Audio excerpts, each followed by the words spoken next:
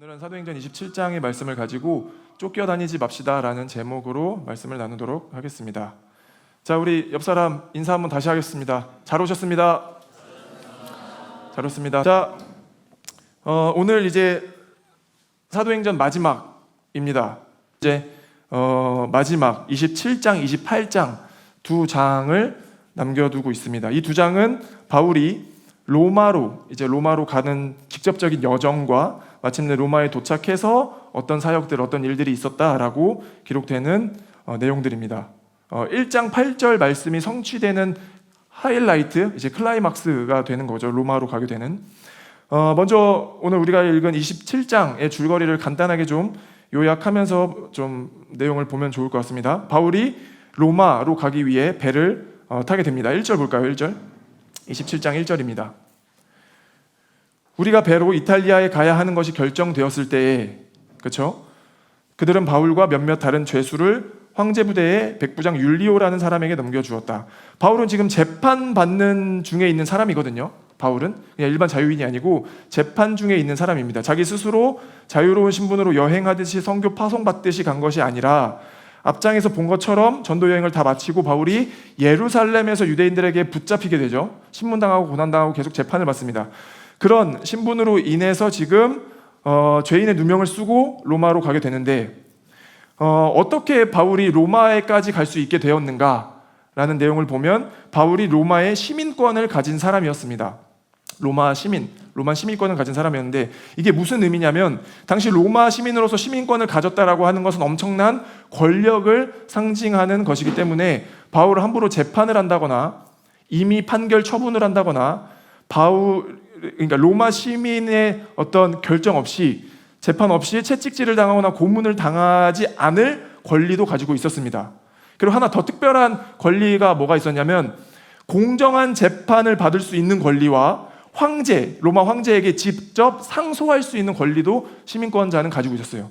이게 25장에 나오는데 25장 11절, 12절 보니까 만일 내가 나쁜 짓을 저질러서 사형을 받을 만한 무슨 일을 하였으면 죽는 것을 마다하지 않겠습니다. 그러나 나를 고발하는 이 사람들의 고발 내용에 아무런 근거가 없으면 어느 누구도 나를 그들에게 넘겨줄 수가 없습니다. 나는 황제에게 상소합니다. 그때 베스도가 배심원들과 협의하고 그대가 황제에게 상소하였으니 황제에게로 갈 것이요 하고 말하였다. 그러니까 로마 시민권자의 특권은 뭐예요? 황제에게 직접 상소할 수 있는 권리가 있기 때문에 황제에게 재판을 받을 수도 있었고, 아무 이유 없이 책찍당하거나 신문당하는, 그러지 않는 권리가 있었다는 거죠. 되게 큰 권력인 거죠. 아마도 바울은 이 사실을 알고 있었을 것 같아요. 그래서 황제에게 상소하여서, 내가 상소를 하게 되면 재판을 직접 받아야 되니까 그렇게 해서라도 로마로 가야겠다, 로마로 이동할 수밖에 없게 되겠다라는 생각을 아마 했을 것 같습니다. 아마 전혀 생각하지도 계획하지도 못했던 방법이었을 것 같아요. 아마 여러분들도 살다 보면 그런 경험 한 번쯤 있을 수도 있을 것 같은데, 내가 생각하지 못했던 어떤 방식으로 하나님의 어떤 놀라운 은혜로 하나님의 일들을 해가시는 방법들, 돌아봤더니 도대체 어떻게 이런 일이 벌어졌지? 라는 듯한, 그러니까 나는 전혀 예상하지 못했고 나는 계획할 수 없는 그 수준의 이야기들인데, 하나님은 하나님의 능력, 그 초월적인 어떤 수단과 방법을 통해서 하나님의 이야기를 써내려 가시는 것들을 경험할 수가 있게 된다는 거죠. 저도 돌아보면 그런 경험들이 어느 정도 있는 것 같아요. 전혀 이성적으로 합리적으로 생각하지 못했던, 돌아보니까 진짜 하나님은 이렇게도 일하시는구나 라는 것한, 그러니까 바울이 그런 감정, 그런 느낌을 좀 받았지 않았을까 싶은 거죠. 로마 황제, 죄인임에도 불구하고 황제에게 상소할 수 있는 권한이 생겨서 그렇게 로마를 가게 되는 거예요. 로마로 이송하게 되죠. 2절부터 내용이 쭉 등장합니다. 우리가 읽었던 것처럼 어느 지역을 가게 되고 어떤 배를 타게 되고 어디에 도착했다가 또 어떤 배로 갈아타요. 이런 줄거리, 이 여정들이 쭉 기록이 되어지는데, 지도 한번 볼까요? 지도. 우리가 자세히 내용을 다 볼 수는 없으니까 지도 한번 보면, 처음에 여기 예루살렘에서 가이사랴로 가죠. 지금 가이사랴에서 재판을 받는 거예요. 우측 가장 하단에 감금되어 있다가 여기서 이제 저 끝에 로마까지로 가게 되는 굉장히 긴 여정인데, 우리 27장 5절에 보니까 읽었어요. 하반절에 루기아에 있는 무라에 이르렀다. 루기아에 있는 무라에 이르렀다. 지도 보여주세요. 지도만 계속 보여줘도 될 것 같아요. 여기 무라라는 도시, 무라에 이르렀다라는 말을 하는 거고, 그 다음에 8절 보면 또 이렇게 있습니다. 그리고 우리는 크레타 남쪽 해안을 따라 겨우겨우 항해하여 라스베가 성에서 가까운 도시인 아름다운 항구라는 곳에 나왔다. 여기 그레데 섬 보이나요? 그레데? 크레타라는 섬인데 그레데라는 섬에 미항이라고 표현되어 있죠. 여기가 아름다운 항구라는 거예요. 실제 도시 이름이 미항입니다. 근데 이제 번역하는 과정에서 그 미항이라는 도시의 뜻도 아름다운 항구이기 때문에 아마 새 번역에서는 아름다운 항구에 도착했다라고 표현한 것 같아요. 그러니까 미항이라는 도시에 또 한번 도착을 하게 되죠. 거기서 미항에서 또 배를 타고 가다가 멜리데, 저기 오늘날로 몰타라고 하는 그 섬에 또 도착을 했다가 파선하여서 이제 겨우겨우 저기 로마로 가게 되는 이 굉장히 긴 여정을 우리가 쭉 지금 읽어온 거죠. 이 내용만, 그러니까 이 지도만 봐도라도 바울이 얼마나 힘들었을까라는 게 조금은 예상되는 것 같아요. 왜냐하면 배를 한 번 타고 가는 것도 쉽지 않지 않습니까? 굉장히 피곤하고 힘든 일인데 여기 내리라고 해서 내렸다가 또 갈아타라고 해서 갈아탔다가 도착했다가 막 난파됐다가 부셔졌다가 저기로 갔다가 이 여정만도 엄청나게 피곤하니까 바울도 쉽진 않았겠다. 그 결단과 그 의지를 이겨내기 위해서 하나님께 굉장히 기도하고 노력했겠다라는 어떤 그런 생각들을 동시에 해보게 되는 거죠. 오늘 주목해야 될 사건의 줄거리는 9절부터 등장을 합니다. 9절. 이제부터 사건이에요. 9절부터 등장하는데 많은 시일이 흘러서 금식 기간이 이미 지났으므로 벌써 항해하기에 위태로운 때가 되었다. 그래서 바울은 그들에게 이렇게 충고하였다. 여러분, 내가 보기에 지금 항해를 하다가는 재난을 당할 것 같은데 짐과 배의 손실만이 아니라 우리의 생명까지도 이를지 모릅니다. 지금 우여곡절 끝에 미항이라는 도시에 미항이라는 도시에 도착을 했을 텐데 이제 다음 항로를 통해서 로마로 가야 되는데 바울이 보기에는 항해하기에는 불가능한 시기라고 판단을 하는 거예요. 9절에 금식 기간이 이미 지났으므로, 이때가 약 9월에서 10월쯤을 말하는 건데 바울은 지중해 길을 많이 가봤기 때문에 10번도 이상 다녀봤기 때문에 9월에서 3월부터는 항해하면 안 된다라는 것을 알고 있었어요. 왜냐하면 그때는 겨울 시기에 접어들어서 돌풍과 폭풍이 많이 나타나는 시기라고 합니다. 그러니까 지금 보니까 금식하는 시기가 지났을 때 9월, 10월쯤에 배를 출항하지 않는 것이 좋겠다라고 지금 이야기를 하고 있는 거죠. 그런데 11절입니다. 그러나 백부장은 바울의 말보다는 선장과 선주의 말을 더 믿었다. 그 배의 최종 책임자는 백부장이었습니다. 배를 출발시킬 것인지 말 것인지, 어디에 멈추고 어떻게 갈 것인지를 최종 결정해야 하는 책임자가 백부장인데 그 백부장은 바울의 말보다는 선장과 선주의 말을 듣고 있는 거죠. 근데 이게 뭔가 이상하진 않은 거예요. 왜냐하면 되게 합리적이지 않나요? 당연히 죄수 신분에 있는 허름한 바울의 말을 듣는 것보다야 당연히 선장과 선주의 말을 듣는 것은 매우 합리적이고 당연히 선택할 수 있는 어떤 태도인 것 같다라는 생각이 드는 거죠. 그렇게 출항했던 배는 결국 폭풍을 만나게 되고 목숨마저 잃을 뻔했던 사건의 기록이 후반부에 계속해서 등장을 하고 있습니다. 이 줄거리, 이 사건, 이런 과정의 줄거리, 배경이 있는 본문을 통해서 우리가 좀 같이 확인해 보고 싶은 몇 가지를 살펴보려고 하는데, 첫 번째는 뭐냐면요, 첫 번째는 마음의 중심이 어디에 있는가를 같이 고민해 보고 싶은 건데 뭐냐면, 먼저 이 배에 대한 정보가 필요하거든요. 이 배, 어떤 배인지. 당시에는 어떤 전용 군함이라는 개념이 없었어요. 군함. 그때 당시에는 군대 목적으로 죄수만 싣고 가는 군함이 아니라 지금 이 배는 선상입니다. 민간인들이 운영하고 민간인들이 타는 배, 선상인데 그때 나라에서 이 선상에 어느 정도의 비용을 지불하고 동일한 목적, 같은 목적 겸용해서 쓰는 거예요. 그러다 보니까 죄수들을 일부 태우고 백부장을 파송해서 그 배가 같이 출항할 수 있게끔, 그런 전용 배가 아니라 선상이었던 거죠. 그러니까 선상이면은 누가 타고 있었겠습니까? 민간인들이 많이 타고 있었겠죠. 특히 짐을 실어다가 사고팔고 무역을 하는 사람들, 각자의 목적과 필요에 맞추어서 돈을 벌기 위해서 자기 필요에 맞추어서 다양한 사람들이 지금 배에 타고 있었을 거라는 거예요. 나중에 뒤에 가면 이 배에 276명이 타고 있었다라는 기록이 나오거든요. 당시에 276명이 탈 수 있는 배라면 작은 배는 아니었겠구나라는 것을 우리가 어느 정도 상상해 볼 수도 있게 되는 거죠. 그런데 그 배의 총 책임을 맡고 있던 백부장이 바울의 말을 듣지 않고 선장과 선주의 말을 듣고 출항시키기로 결정을 합니다. 아마도 백부장은 그게 합리적이다라고 판단을 했을 것이고, 죄수의 신분으로 있는 바울의 허름한 말을 듣는 것보다야 그것이 훨씬 더 당연하다라고 생각을 했을 것 같다라는 거죠. 이 모습은 마치 하나님의 말씀을 듣지 않고 자신의 경험과 시대적 어떤 합리성, 보편성 을 추구하는 현대인들의 모습을 보는 것과 같은 느낌이 들기도 하는 거예요.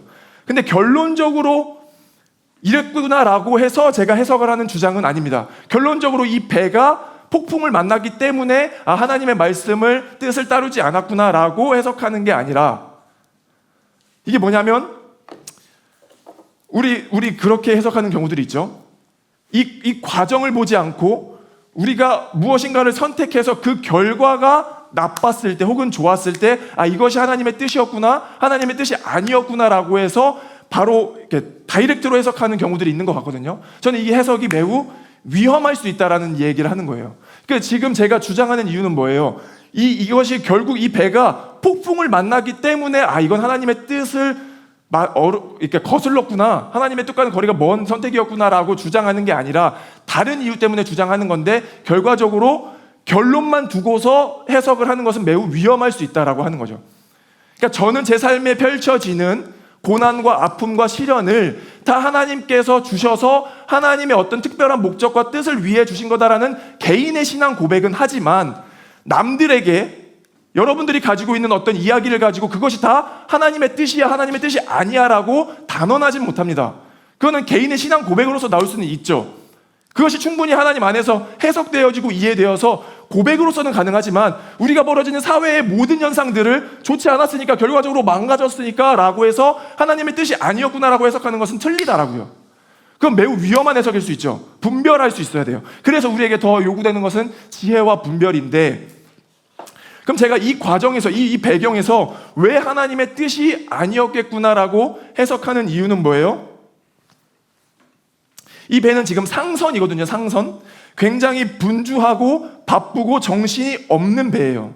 어쩌면 오늘날 한 개개인, 우리의 각자가 될 수도 있겠다라는 생각을 합니다. 그런데 그 배는 그 시기에 출항하면 안 된다는 것을 알고 있었습니다. 배에 탔던 대부분의 사람들이 이 시기에는 배를 출항시키지 않는다는 것을 어느 정도는 알고 있었을 거라고요. 그런데도 불구하고 위험을 감수하고 출항시키기로 결정하는데, 그럼 그걸 왜 출항시켰냐? 그것으로 얻게 될 돈 때문에, 그걸 출항시키지 않음으로 발생될 희생, 손해 때문에 무리하게 출항시키기로 결정했다라고 믿습니다. 그럼 뭐예요? 이미 이 배가 출항하기로 결정하게 된 배경과 과정과 동기를 보니 하나님의 뜻과는 거리가 멀어져 있는 모습을 보게 된다는 거예요. 왜냐하면 이 시기에는 출항시키면 안 된다는 것을 알고 있음에도 불구하고 목적이, 돈이 하나님의 뜻보다 더 앞서는 거죠. 생명보다, 우리가 무엇인가를 이뤄내야 된다는 것보다 돈을 버는 게 더 중요해. 지금 이거 배 출항시키지 않았을 때 손해를 어떻게 감수할 건데, 목적과 동기가 건강하지 않다 보니까 하나님의 뜻과는 멀어져 있었겠구나라고 지금 제가 해석을 하고 있다는 거예요. 과연 하나님은 생명보다 돈 버는 걸 더 중요하게 여기셨을까요? 과연 하나님은 그 무리하게 그 일들을 해나가는 것보다, 아무리 귀한 사역이라고 하는 것보다 누군가가 다치는 것보다 더 중요하다라고 여기시겠냐라는 거죠. 우리의 삶의 어떤 결과와 열매보다 우리 마음의 중심이 더 중요하지 않겠냐라는 거예요. 저는 절대 아니라고 믿습니다. 이 배는 결과적으로 폭풍을 만났기 때문에 하나님의 뜻과 멀어져 있었구나라고 해석하는 것이 아니라, 이미 그 배가 출발하게 된 동기와 원인부터가 하나님이 원하시는 방식과 멀어져 있었기 때문에 그렇게 바라보는 거죠. 저는 하나님이 우리 삶을 그렇게 바라보실 거라고 믿거든요. 저는 하나님이 우리 삶을 그런 방식으로 평가하실 거라고 믿어요. 평가라는 것 말 자체가 조금은 거부감이 들 수도 있겠으나, 그냥 굳이 이야기해보자라고 하면은 하나님은 늘 우리 삶을 그렇게 보실 거예요. 우리가 돈을 대단히 많이 벌어서 직업을 화려한 걸 가져서 사역을 열심히 해서 봉사를 하루 종일 해서 우리 삶의 열매가 가득해서 하나님이 우리 삶을 귀하게 보시는 게 아니라, 우리의 마음과 중심이 어디에 있는지를 보시기 때문에 우리를 자녀 삼아 주신다는 거죠. 그렇지 않습니까? 여러분들 부모님들에게 어떤 열매, 대단히 뭘 잘해서 여러분들이 자녀 되었습니까? 아니요. 이미 그냥 존재 자체가 자녀 되었기 때문에 사랑받는 존재가 된 것인데, 마찬가지로 어떤 목적으로서 돈을 많이 벌어서가 아니라 우리 삶의 중심이 어디에 있는가, 우리가 하나님의 일을 어떻게 추구하길 원하는가, 내 삶에 어떠한 자세와 태도로 살길 원하는가가 결국 하나님이 기뻐 받으시는 예배와 태도라는 겁니다. 첫 번째, 우리가 이 배가 출항되어지는 과정을 보면서 기억하길 원하는 게 뭐예요? 마음의 중심이 어디에 있는가. 우리는 늘 일이 앞서거든요. 하나님께 영광을 올려드리기 위해서는 무엇인가를 해야 된다라는 압박 안에 살아요. 그것이 이 세상의 어떤 프로세스이기 때문에, 내가 뭐 이렇게 하나라도 뭘 보여줘야 잘한 거 아니냐라는 그것에 이렇게 가두어져 있는 거죠. 그러다 보니까 늘 그것이 우리 안에 이렇게 틀이 되어 버리는데 절대 아니에요. 꼭 기억하고 믿으시기 바랍니다. 하나님은 우리 마음이 어떠한가를 더 기쁘게 받으신다는 거예요. 하나님은 우리 마음의 중심이 어디에 있는가, 우리가 어떤 모습을 산다 할지라도 나의 주인이 누구인가라고 선명히 고백하는 그 고백을 통해서 더 기뻐 받으신다는 거죠.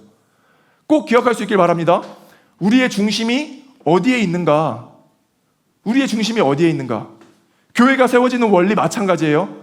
뭐 인원수가 이렇게 많이 늘어나니까 단순히 한 명당 얼마 계산해서 뭐 운영비가 얼마가 나오겠다? 전혀 그렇지 않습니다. 세상의 교회가 세워지는 방식과 원리를 보면 하나님이 일하실 때 교회가 세워지는 거죠. 그럼 그 마음의 중심이 어디에 있는가? 그 주인이, 이 교회의 주인이 누구인가? 하나님이다라는 정말 진실된 고백을 통해서 교회가 세워지는 모습을 보게 된다는 거예요. 그러니까 모든 게 원리가 다 동일합니다. 모든 원리는 우리가 우리의 능력으로, 우리의 의로 앞서는 것이 아니라 하나님이 우리의 주인 되신다라는 그 중심의 고백을 통해서 이루어지는 줄 믿습니다. 아멘. 단순한 원리예요. 마태복음 6장 33절 봅니다. 너희는 먼저 하나님의 나라와 하나님의 의를 구하여라. 그리하면 이 모든 것을 너희에게 더하여 주실 것이다. 그러므로 내일 일을 걱정하지 말아라. 내일 걱정은 내일이 맡아서 할 것이다. 한날의 괴로움은 그날에 겪는 것으로 족하다. 그러니까 목적이 먼저 하나님의 나라와 의를 구하면 우리의 모든 필요와 공급을 다 채우시는 것이 이 원리라는 거예요. 하나님의 나라의 원리. 그렇죠? 배의 목적이 뭐였어요? 돈을 벌기 위해서 무리해서 출항을 시킬 것이 아니라 하나님의 뜻과 하나님의 목적을 분명히 우리가 잡고 있으면, 하나님의 나라와 의를 먼저 구하면 우리가 도저히 가능해? 이거 불가능한 거 아니야 라고 하는 것들 이상 합리를 초월하여서 하나님이 채우신다라는 거예요. 그 믿음이 우리 안에 있을 때 하나님의 일을 볼 수 있을 줄 믿습니다. 본문 27장 뒤에 가면 반대되는 이미지가 나와요. 27장에 18절, 우리는 폭풍에 몹시 시달리고 있었는데 다음날 선원들은 짐을 바다에 내던졌고 사흘째 날에는 자기네들 손으로 배에 장비마저 내버렸다. 지금 이 사람들이요, 자기의 목숨을 걸고서라도 무리하게 배를 출항시켰던 이유가 뭐예요? 돈 때문이거든요. 자신들의 짐 때문에, 사고팔고 해야 될 짐 때문인데 지금 어떤 상황이 벌어졌습니까? 바다에 그 짐을 다 버려버리는 거예요. 그러니까 원리는 간단한 건데 그의 나라와 그의 의를 구하면 우리가 찾지 않아도, 노력하지 않아도 그 짐은 그냥 하나님이 채워주시는 건데, 우리의 의와 우리의 나라와 우리의 욕구를 채울 때 그 짐을 바다에 버릴 수밖에 없는 상황까지도 벌어지더라니까요. 이 원리를 우리가 깨닫고 기억할 수 있으면 우리의 삶의 태도와 자세는 어떠해야 하는가를 명확하게 붙잡을 수 있게 되는 거죠. 그러니까 우리 마음의 중심이 어디에 있는가, 우리의 마음의 중심이 어디에 있는가를 늘 좀 기억할 수 있으면 좋겠습니다. 첫 번째, 우리의 마음의 중심이 하나님 앞에 있다는 것. 두 번째는요, 우리가 같이 기억했으면 하길 원하는 두 번째는 우리가 짓는 죄라고 표현하면 조금 부정적일 수 있겠으나, 우리가 평소에 하는 어떤 실수들, 짓는 죄들은 우리도 모르는 사이에 우리 안에 와 있거든요.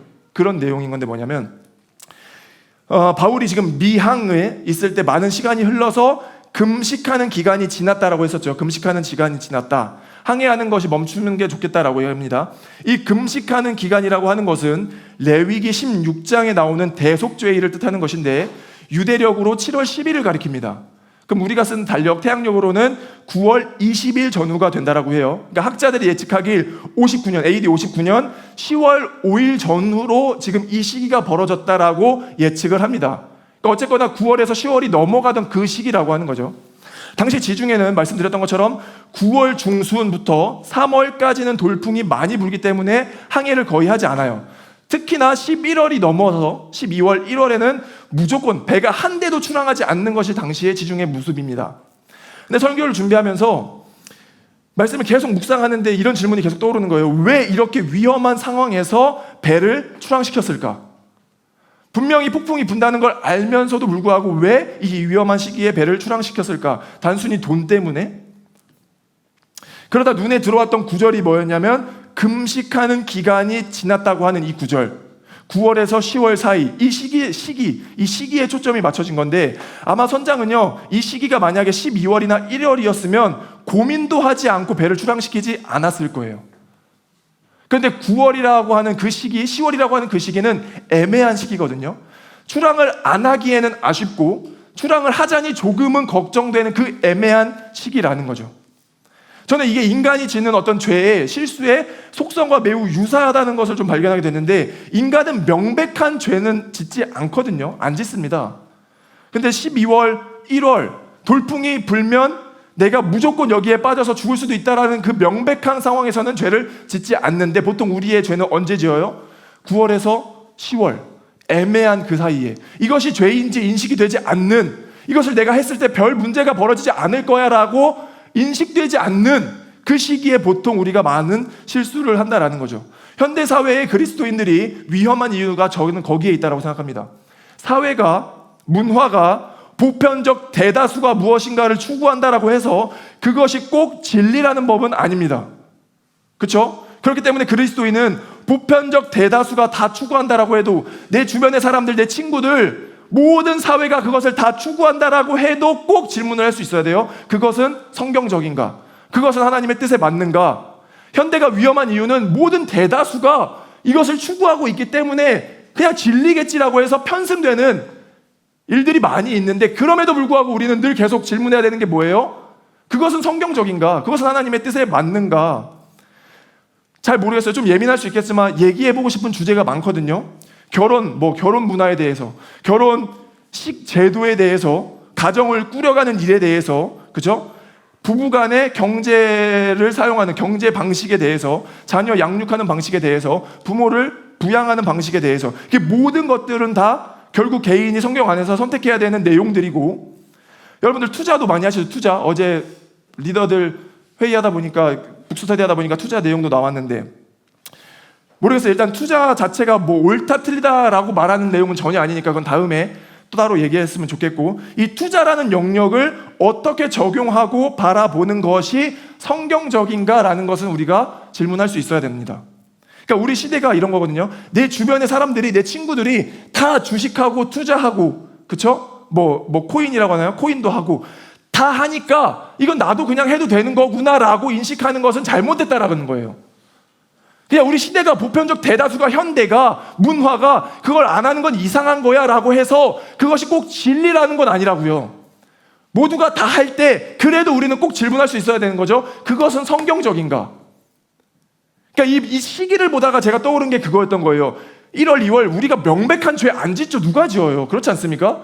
9월, 10월 이 애매한 시기에 모두가 다 출항하고 모두가 다 똑같이 하는 그 행동을 내가 했을 때, 이거 문제되지 않겠지, 다 하는데 뭐가 문제가 되겠어? 라는 것 안에서 보통 우리의 실수가 많이 벌어지더라는 거죠. 그럼 우리가 꼭 기억했으면 하는 건 뭐냐면, 내 삶에 그냥 내가 고민 없이 생각 못 해보고 했었던 모든 행동들을 하나하나 구체적으로 이것은 성경적인가를 좀 고민해 볼 수 있으면 좋겠다라는 뜻인 거예요. 뭔가 이렇게 정죄하기 위해서 하는 말이 전혀 아니라, 우리가 하나님의 뜻을 이루기 위해서 하나님의 자녀로 산다라고 했을 때는 전 더 구체적이어야 된다고 믿는 거예요. 그냥 모두가 다 그렇게 하니까 나도 그래도 돼 라는 것을 초월해서 더 하나님의 뜻은 무엇인가, 성경적인 것은 무엇인가를 고민해 볼 수 있으면 더 좋겠습니다. 아멘? 아멘? 뭐 우리 주변의 친구들이, 주변의 사람들이, 심지어 유튜버들이 야 다 그렇게 해, 그렇게 안 사는 거 호구야, 그렇게 살다 보면 너 진짜 호구돼라는 것 안에서도 그것을 믿고 받아들이는 것이 아니라, 진짜 이것은 진리인가, 성경적인가라는 것을 늘 상고해보고 고민해볼 수 있으면 좋겠습니다. 아멘. 마지막 세 번째 하나 나누고 마무리를 하도록 하겠습니다. 마지막은 오만함. 하나님이 제일 싫어하시는, 가장 싫어하시는 이 오만함은 우리를 쫓겨다니게 만듭니다. 13절 볼까요? 13절. 한번 우리 같이 읽어주면 고맙겠습니다. 같이 읽겠습니다. 시작.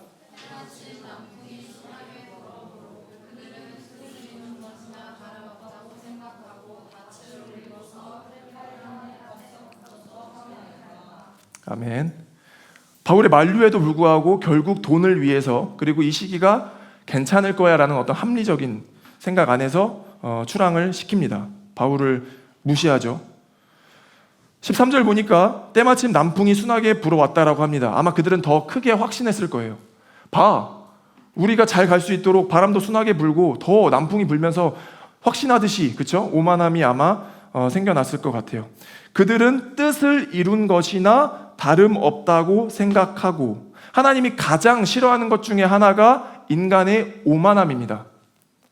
자기 확신, 자기 증명, 자기가 다 할 수 있다라고 하는 어떤 교만, 착각. 하나님이 가장 싫어하시는 한 가지가 오만함이죠. 자기 스스로를 자기가 구원할 수 있다라는 어떤 착각, 자기가 전지전능하여서 자기 힘으로 모든 것을 이루어서 어떤 신의 도움 없이도 살 수 있다라는, 구원에 이를 수 있다라는 어떤 오만함을 하나님이 가장 싫어하시는 거예요. 그들은 뜻을 이룬 것이나 다름없다고 생각하고, 바울 봐, 뭐 너 말 무슨 말이야 그게? 우리의 뜻대로, 우리의 합리적인 생각대로 가는 것이 옳다라고 지금 생각을 하고 있다라는 거죠. 오만함에 빠져있던 인간을 하나님이 그대로 두지 않으십니다. 14절에 보니까 폭풍을 만나게 돼요. 14절. 그런데 얼마 안 되어서 유라굴로라는 폭풍이 섬 쪽에 몰아쳤다.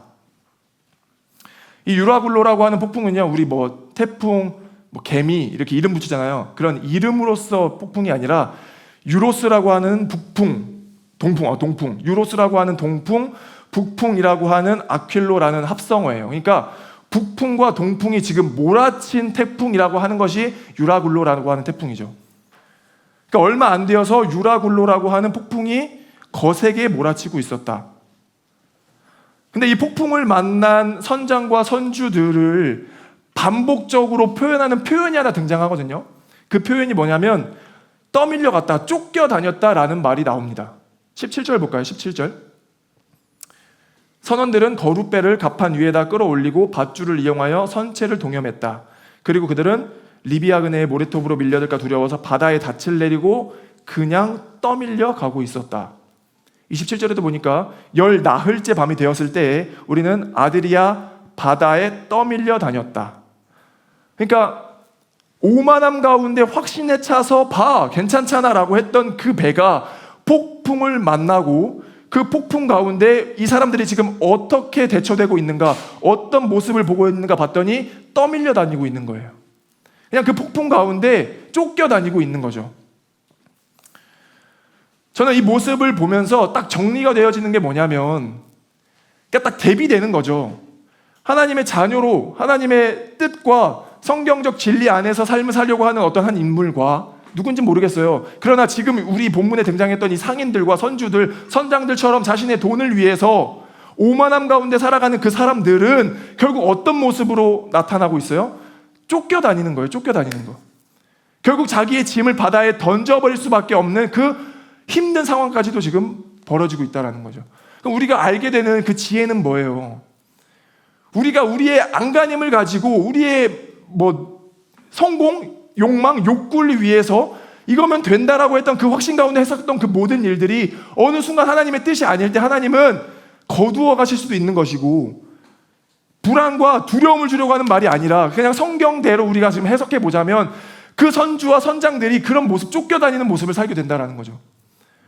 그런데 바울의 모습을 볼까요? 바울의 모습 뒤에 23절, 24절 볼게요. 완전 정반대 대비되는 모습인데, 바로 지난 밤에 나의 주님이시오 내가 섬기는 분이신 하나님의 천사가 내 곁에 서서 바울아 두려워하지 말아라, 너는 반드시 황제 앞에 서야 한다. 보아라, 지금이죠. 보아라, 하나님께서는 너와 함께 타고 가는 모든 사람의 안전을 너에게 맡겨주셨다.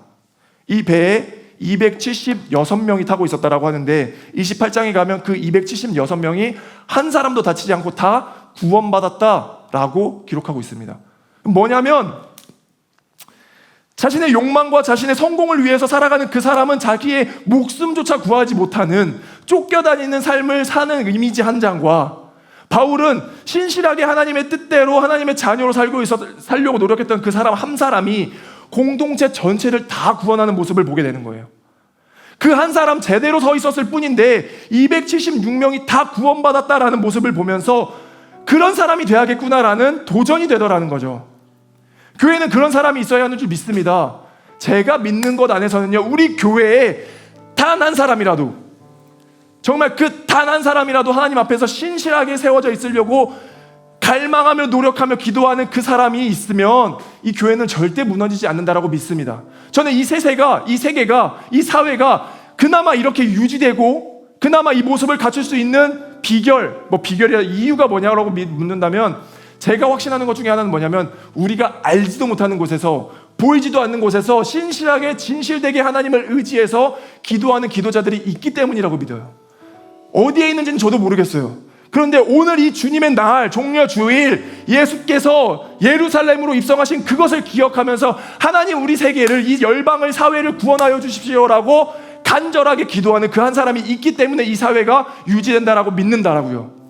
교회도 마찬가지예요. 우리 중에 단 한 사람이라도 누군가가 그 마음을 품고 먹는다면 하나님 이 교회를 지켜주시옵소서, 제가 사랑하겠습니다, 제가 섬겨보겠습니다라고 결단하는 그 신실한 종 한 명이 있다면 교회는, 공동체는 절대 무너지지 않는다라고 믿습니다. 바울이 온전하게 서 있음으로 인해서 276명이 다 구원에 이르렀던 것처럼, 그럼 우리는 바울의 모습에 도전되기도 하면서 동시에 이런 삶은 살면 안 되겠다, 나의 어떤 성공과 욕망과 목적을 위해서 살다가 배가 난파되고 어디로 가는지도 모르는 쫓겨다니는 인생으로 사는 것은 안 되겠다라는 지혜를 얻을 수 있으면 좋겠다라는 거죠. 이 두 대비되는 인물의 모습을 보면서 우리가 어떻게 살 것인가, 어떤 삶을 살기를 원하는가를 우리 마음속에 좀 깊이 새겨보는, 그렇죠? 결단해보는 시간이 되었으면 좋겠습니다. 아멘.